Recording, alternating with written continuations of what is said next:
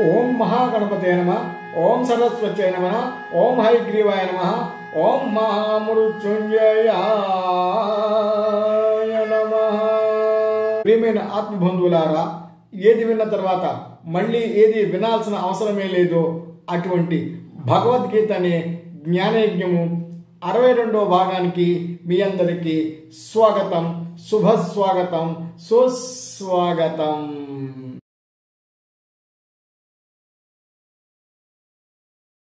ప్రియమైన ఆత్మబంధువులారా, మనం ఇంకా శ్రద్ధాత్రయ విభాగ యోగంలోనూ ఉన్నామండి. గత వారం వరకు మనం శ్రీకృష్ణుడు చెప్పిన ఆహారము, యజ్ఞములు, తపస్సులు అన్నిట్లో ఉన్న త్రిగుణాలని వివరించడం జరిగింది.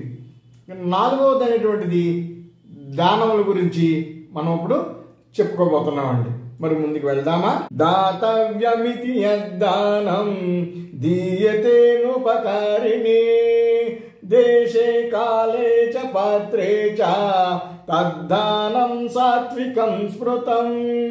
ఈ శ్లోకం ద్వారా కృష్ణ పరమాత్ముడు చెప్తాడండి, దానం చేయనటువంటి ఆకాంక్షతో, కోరికతో చక్కటి పుణ్యక్షేత్రాల యందు గాని, నదీ తీరముల యందు గాని, చక్కటి ఆశ్రమాల యందు గాని, పుణ్యక్షేత్రాల యందు గాని మంచి సమయంలో, అంటే రవి సంక్రమ సమయంలోని, గ్రహణాది సమయాలను, శ్రాద్ధ కర్మలప్పుడు, మకర సంక్రాంతి పండుగ దినంలో, ఇటువల్లగా మంచి కాలములందు ప్రతిఫలాన్ని ఏమీ ఆశించకుండా చేసేటువంటి దానమే సాత్విక దానము అని పిలువబడుతుంది. అంటే ప్రతిఫలాన్ని ఏమి ఆశించరండి, చేయాలనే కోరిక చాలా ముఖ్యము. ఆ చేసేది కూడా మంచి కాలయందు, మంచి ప్రదేశములందు సద్బుద్ధితో దానం ఎవరైతే చేస్తారో దానిని సాత్విక దానము అని చెప్పడం జరిగింది. దాతవ్యం ఇది అంటే దానం చేయాలంటే ఇచ్చతో, కోరికతో చేసేది అన్నమాట అండి. అలాగే అనుపకారిణే అంటే నేను ఇలా దానం చేస్తే ఇతరులు నాకు ప్రత్యుపకారం చేస్తారు అనే భావం లేకుండా, ప్లస్ అర్హులైన వారికి, అంటే దానం ఇవ్వాలంటే వారికి అర్హత ఉండాలండి. అనగా పేదవారికి, శక్తి లేని వారికి, ఫిజికల్లీ ఛాలెంజ్డ్ పర్సన్స్ కి, అటువంటి వారికి మనం దానం చేస్తే ఆ దానానికి కూడా ఒక శాంక్టిటీ వస్తుందండి. అంతేకాని అర్హత లేని వారికి, డబ్బు ఉన్నవారికి మనం దానం చేసామనుకోండి, అది అపాత్ర దానం అనిపించుకుంటుంది తప్ప అది దానం అనే కేటగిరీలోకి రాదు. ఒకటి ఇచ్చితో చేయాలి, రెండోది అర్హులైన వారికి చేయాలి, ప్రతిఫలాన్ని ఏమీ ఆశించకుండా చేయాలి, మంచి ప్రదేశాల్లో చేయాలి, మంచి కాలాల్లో చేయాలి. ఇటువంటి దానం సాత్విక దానము అని చెప్పి కృష్ణ పరమాత్ముడు చెప్పడం జరిగింది. యత్తు ప్రత్యుపకారార్థం ఫలముద్దిశ్య వా పునః దీయతే చ పరిక్లిష్టం తద్దానం రాజసంస్మృతం. ఈ శ్లోకంలో ఏం చెప్తాడండి, ఎవరైనా సరే తాను చేసే దానం ద్వారా ప్రత్యుపకారాన్ని అభిలషించినట్లయితే, అంటే కోరుకున్నట్లయితే, అలాగే ప్రతిఫలాన్ని ఆశించి చేసే దానము, తర్వాత చేయాల్సిన పరిస్థితులు వచ్చి, ఇబ్బందికర పరిస్థితులు వచ్చి చేయకపోతే కుదరదు అంటూ బాధపడుతూ చేసే దానాలు, ఇవన్నీ కూడా రాజస దానాల్లోకి వస్తాయని చెప్పి చెప్పడం జరిగిందండి. అంటే ఏం చెప్పారండి, 3 కేటగిరీలు చెప్పారండి. మొదటిది ఏంటండి, ప్రత్యుపకారాన్ని ఆశించి చేసే దానము. నేను నీకు దానం చేస్తున్నాను, నువ్వు నాకేం చేస్తావు? ఇక్కడ దానం చేస్తున్నాడు కానీ ఏమీ ఆశించి చేయకూడదు కదా, ఈ దానంలో కూడా ఏదో ఆశిస్తున్నాడు. ఇక రెండో కేటగిరీలోకి వెళ్తే ఏదో ఫలాన్ని ఆశించి దానం చేస్తూ ఉంటాడు అనమాట. అంటే ఎవరో చెప్పారు ఈ దానం చేసేదిలా పుణ్యం వస్తుందని, పుణ్యలోకాలకు వెళ్తామని, స్వర్గ సుఖాలు అనుభవిస్తామని, మోక్షం వస్తుందని, ఇటువంటి దానాలు చేస్తే మళ్ళీ జన్మంటూ ఉంటే చాలా ధనవంతులుగా పుడతామని, ఇటువంటి ధ్యాసతో, ఇటువంటి భావంతో ఫలితాన్ని ఆశించి చేసి దానం. ఇక మూడో దాంట్లోకి వెళ్తే అండి, దానం చేయడం ఇష్టం ఉండదు కానీ బలవంతంగా చేయాల్సిన పరిస్థితులు వస్తాయి. ఏదో పండితులు చెప్పారు, నువ్వు ఇది చేస్తే నీకు ఇది ఈ పుణ్యం వస్తుంది, అది ఇదని, దానం చేయి, ఆ దానం చేయి అని చెప్తూ ఉంటారు. నీకు మనసులో చేయడానికి ఇష్టం ఉండదు కానీ ఎంతో బాధపడుతూ దానం చేస్తూ ఉంటారనమాట. ఈ 3 దానాలు కూడా ఈ రాజస దానాల్లోకి వస్తాయి. అర్థమైందండి? సంక్షిప్తంగా ఒక్క మాటలా చెప్పాలంటే ప్రతిఫలాలను ఆశించి చేసే దానము అది శ్రేష్టమైనది కాదు, ఉత్తమమైనది కాదు. అది వ్యాపార సంబంధమైనటువంటి ఒక ట్రాన్సాక్షన్ లాంటిదే తప్ప దానము అనే కేటగిరీలోకి రాదు. మరింత ముందుకు వెళ్తే అదేశకాలే యద్దానం అపాత్రేభ్యస్య దీయతే అసత్కృతం అవజ్ఞాతం తత్తామసముదాహృతం.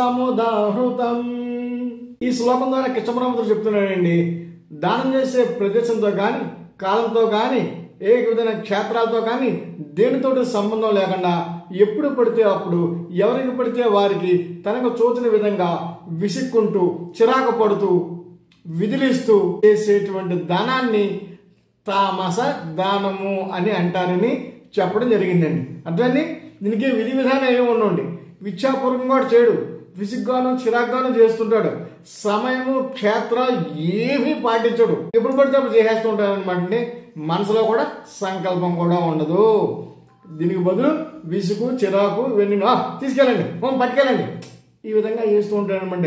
దీన్ని తామస దానము అని చెప్పడం జరిగింది. ఇప్పుడు మనకు క్లారిటీ వచ్చింది కదండి, వాట్ ఈస్ సాత్విక దానము అండ్ వాట్ ఈస్ రాజసిక దానము, వాట్ ఈస్ తామసిక దానము. ఇక్కడ మనం ఒక విషయాన్ని తప్పనిసరిగా చెప్పుకోవాలి. అసలు దాన గుణమే లేనివాడు, అసలు ఎప్పుడు దానం చేయని వాడి కంటే వీరు కాస్త బెటర్.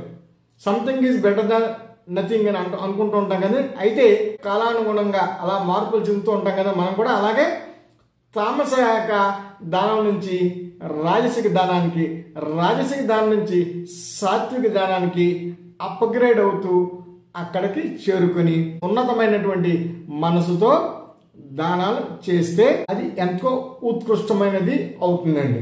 దానం తీసుకునేవాడిని మనం అల్పుడుగాను అలా భావించకూడదు, సాక్షాత్తు మహావిష్ణువుగా భావించి ఆ దానం చేయాలండి. ఎందుకంటే సాక్షాత్తు విష్ణుమూర్తి వామనుడిగా అవతారం ఎత్తి దానాన్ని స్వీకరించడం జరిగిందండి. అంచేత దానం తీసుకునేవాడు అల్పుడు అని అనుకోకూడదు. దానం మనం ఇవ్వటం వల్ల అతను నేను మనం ఉద్ధరించినట్టు కాదు, అతను మన దానాన్ని అంగీకరించడం వల్ల మనం ఉద్ధరింపబడుతున్నామని జ్ఞానాన్ని మనం కలిగి ఉండాలి. ఎంత క్లారిటీగా శ్రీకృష్ణ పరమాత్ముడు ప్రతి విషయాన్ని ఎంతో అద్భుతంగా అర్జునుడికి చెప్పినట్టుగా మనకు కూడా చెప్తున్నాడో మాటలకు వర్ణించలేని అద్భుతం, ఆనందం. ఆత్మబంధువులారా, రాబోయే 4-5 శ్లోకాల్లో శ్రీకృష్ణ పరమాత్ముడు ఒక అద్భుతమైన విషయాన్ని మనకి అర్జునుడి ద్వారా తెలియజేస్తున్నాడండి. అంటే చిన్న మంత్రరాజాన్ని చెప్పడం జరిగింది, దాని భావార్థాన్ని విశదీకరించి చెప్పడం జరిగింది. మనం కూడా అర్థం చేసుకుంటే మన నిత్య జీవితంలో మనం కూడా దానిని అవలంబించవచ్చు. మరి ముందుకు వెళ్దామా? ఓం తస్తదితి నిర్దేశ బ్రహ్మణస్త్రీవిధ స్మృత బ్రాహ్మణస్తేన వేదశ్చ యజ్ఞ సవితా పురా. ఈ శ్లోకం ద్వారా పరబ్రహ్మకు ఓం అని, తత్ అని, సత్ అని నామాలని తెలియజేయడం జరిగిందండి. ఈ నామత్రయం ద్వారానే పూర్వం బ్రాహ్మణ అంటే బ్రహ్మజ్ఞానులు, వేదములు, యజ్ఞములు ఇవన్నీ కూడా నిర్మించడం జరిగిందండి.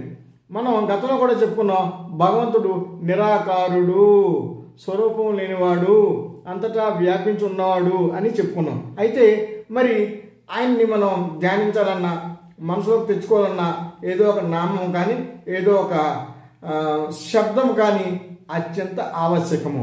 మనకి అర్థమయ్యే రీతిలో ఓం తత్ సత్ అనే ఒక బీజాక్షరంతో కూడినటువంటి చిన్నటి మంత్రాన్ని, అందులో ఉన్న మహత్యాన్ని మనకి ఇక్కడ చెప్పడం జరుగుతుందండి. సృష్టిలో భగవంతుని యొక్క ప్రప్రథమైన నామము ఓం అనే నామం అనమాట. అందుకనే వేదాల్లోని అన్ని మంత్రాల్లోని అష్టోత్తరాలు, సహస్రనామాలు అన్ని చోట్ల కూడా ప్రతి శ్లోకానికి ముందు, ప్రతి నామానికి ముందు ఓం అని మనం ఉపయోగిస్తూ ఉంటామండి. ఆయన కనపడు, అవ్యయుడు, నిరాకారుడు. కానీ ఆయన తలుచుకోవాలంటే మనకు ఒక వాయిస్ అంటే ఒక శబ్దాన్ని ఇవ్వడం జరిగిందండి. అత్యంత పవిత్రమైన శబ్దము ఓంకారము. ఇది మనం అర్థం చేసుకోవాలండి. యజ్ఞాల్లో కూడా ప్రతి మంత్రం ముందు కూడా ఓం అని వాడుతూ ఉంటారు. యజ్ఞ కార్యక్రమాల్లో కూడా ఓం అనేటువంటి పదానికి ఎంతో విలువ ఇవ్వడం జరిగింది. ఓం తోటి యజ్ఞ కార్యక్రమ విధి విధానాలన్నీ కూడా మొదలు పెట్టడం జరుగుతుందండి. ఓంకారం అంటే సింపుల్గా మనం ఓం అనుకుంటాం అంతే. కానీ అకారము, ఒకారము, మకారము కలిసిన అంటే ఈ మూడు కలిసిన శబ్ద రాజమే ఓంకారము. దీని ఉచ్చారణ కూడా మనం ఉచ్చారణపరంగా తెలుసుకోవాలంటే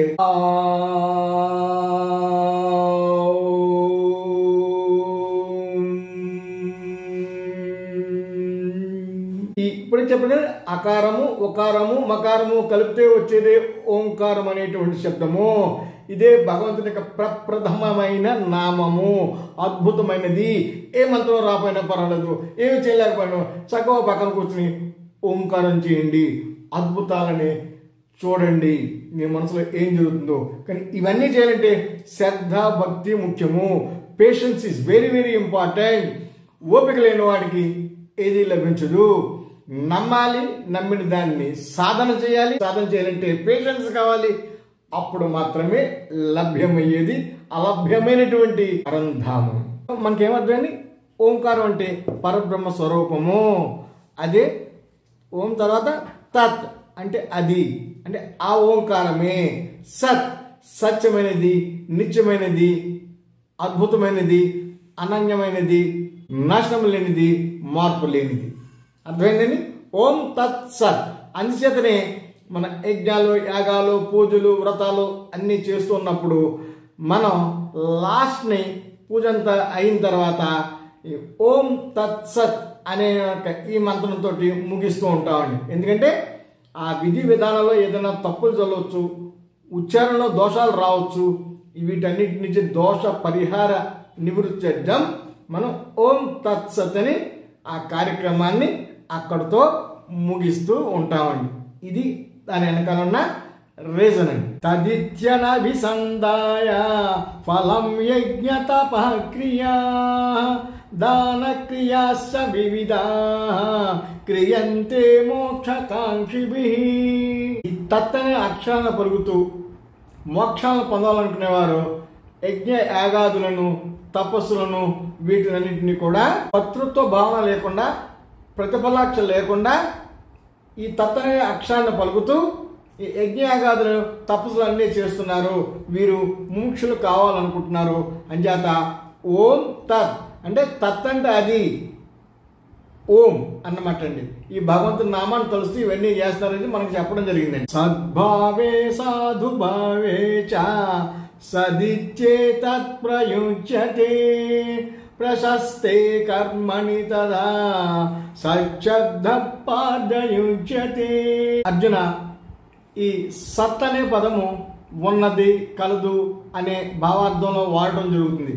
అలాగే సద్భావంలోను సాధు స్వభావాన్ని సూచించే విషయాలు కూడా ఈ సత్ అనే పదాన్ని వాడటం జరుగుతూ ఉంటుంది. క్రిందటి శ్లోకాలలో ఓం అనేటువంటిది పరబ్రహ్మను సూచిస్తుందని, తర్వాత తత్ అనే పదము ఆ బ్రహ్మ అని, అంటే ఆ పరబ్రహ్మమే ఆ బ్రహ్మ, తత్ అని మనం చెప్పుకోవడం జరిగింది. ఇక్కడ సత్ అనే పదాన్ని ఓం తత్ సత్, ఈ సత్ అనే పదాన్ని ఎలా వాడతాం చెప్పుకున్నాము. చాలా చోట్ల సాధు స్వభావం వెల్లడి చేసే సమయంలోని, మంచిగా వెల్లడి చేసే సమయాల్లోని ఈ సత్ అనే పదాన్ని మనం వాడుకలో చాలా విరివిగా వాడుతూ ఉంటామండి. సత్ సంగము, సత్ ప్రవర్తన, సత్ చింతన, సత్ ఆచారము, ఇలాగా ఈ సత్ అనేటువంటిది ఎక్కడ ముందుగా వచ్చిందో సాధు స్వభావాన్ని, ఒక మంచి స్వభావాన్ని గలదిగా మనం దీన్ని అర్థం చేసుకోవచ్చు. యజ్ఞే తపసి దానే చ స్థితి సదతి చోచ్యతే కర్మ చైవ తదర్థీయం సదిచ్చేవాభిధీయతే. ఈ సత్ అనే పదము యజ్ఞాల్లోను, తపస్సునందు, చేసే దానములందు ప్రతి చోట కూడా ఈ సత్ అనే పదాన్ని వాడటం జరుగుతూ ఉంటుందండి. భగవంతుని ప్రీతి కొరకు చేసే ప్రతి కర్మ యందు కూడా ఈ సత్ అనే పదాన్ని ఉపయోగించడం జరుగుతుంది. సత్కర్మ, సత్ చింతన, సద్భక్తి, ఈ విధంగా ప్రతి చోట ఈ సత్ అనే పదాన్ని ఉపయోగించడం జరుగుతుంది అని ఈ శ్లోకం ద్వారా తెలియజేయడం జరిగిందండి. మరి ఇందులో ఆఖరి శ్లోకంలోకి వెళ్తే అశ్రద్ధయాహుతం దత్తం తపస్తప్తం కృతం చయన్ అసదిత్యుచ్యతే పార్థ నచ తత్ప్రేత్య నో ఇహ. అర్జున, అశ్రద్ధతో చేసే హోమం గాని, దానం గాని, తపస్సు గాని, ఇతర కర్మలు కానీ అవన్నీ కూడా అసత్తుగా పిలవబడతాయి. అంటే అవన్నీ కూడా చేయబడని వానిగానే పరిగణింపబడతాయి. అంటే ఇక్కడ శ్రద్ధ భక్తి ముఖ్యము. అశ్రద్ధతో చేస్తే అవన్నీ కూడా చేయబడని వాటి కిందే పరిగణింపబడతాయి అని చెప్పేసి నిష్కర్షగా శ్రీకృష్ణుడు ఇక్కడ చేయడం జరిగిందండి. ఇప్పుడు మీకు అర్థం, చాలా చోట్ల శ్రద్ధా భక్తి అని వాడటం జరుగుతుంటుంది భగవద్గీతలో. నేను చాలాసార్లు మీకు చెప్పాను. సో ఈ పదాలని మీరు ఎప్పుడు గుర్తుపెట్టుకోండి. మనం చేసే పని మీద శ్రద్ధ, భక్తి, చిత్తశుద్ధి చాలా చాలా ముఖ్యము. ఇక్కడితో ఈ శ్రద్ధాత్రయ విభాగ యోగము సమాప్తమైంది. సమయాభావం వల్ల ఈ ఎపిసోడ్ ని ఇక్కడితో ముగిస్తున్నాను. కృష్ణం వందే జగద్గురుం, కృష్ణం వందే జగద్గురుం. హరి ఓం. ఓం తత్సత్.